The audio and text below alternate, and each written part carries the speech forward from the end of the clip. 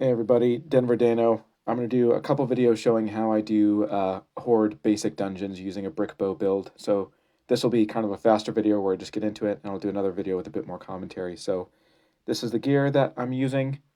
These are the skills that I'm going to bring in, and then I'm just going to jump straight into the dungeon. So to start, I do want to use a few buffs because brick bow doesn't do a ton of damage. So get rid of a few mobs.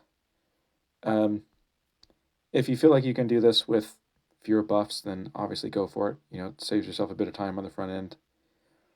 I'm going to use Divine Bastion just because I've had experiences where I think I don't need that, and then I end up getting killed. So spare myself that trouble. Um, I haven't put any accessories on that stop me from attracting debuffs. So once I've buffed up, I'm going to use a Panacea to clear the debuffs. I've got a good stream of those at the moment, so I'm not too worried about running out. So I've got Divine Bastion up, attack buffs up, defensive buffs. Now I'm going to quad edge a few times and double edge. And after that, it's straight into Aerostorm. So with the build that I'm using the Blade of Finesse spec. So I've got kind of broken gear on to maximize the swash uh, bonus that I'm getting.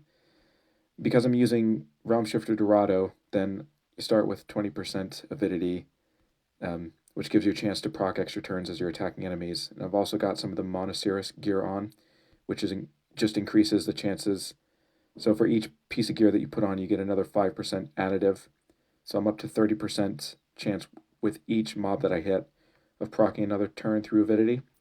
And then if I kill a mob as well, I get another chance for extra turn through parting remark. So if you look up in the upper right hand corner as I'm going through this, you'll see I'm just getting a ton of extra turns, which kind of helps you get through it pretty quickly. Let me see.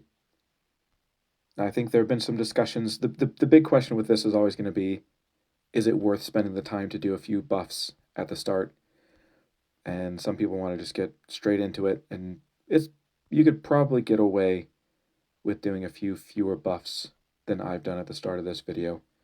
But for me, I kind of think if I'm going to spend the time to do it, I'd rather just have a bit of a safety net.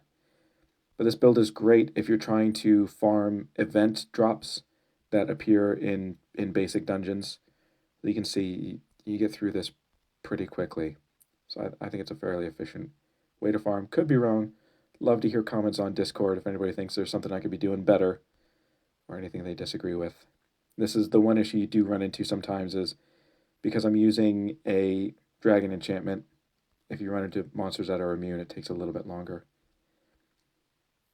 You can see using that, I mean, the mobs hardly had any chances to attack, so you managed to get through it pretty quickly. So that's a quick version. I'll do a longer version of this just to discuss a little bit more detail, the gear and all that kind of stuff, but I hope this is useful. Thanks, guys.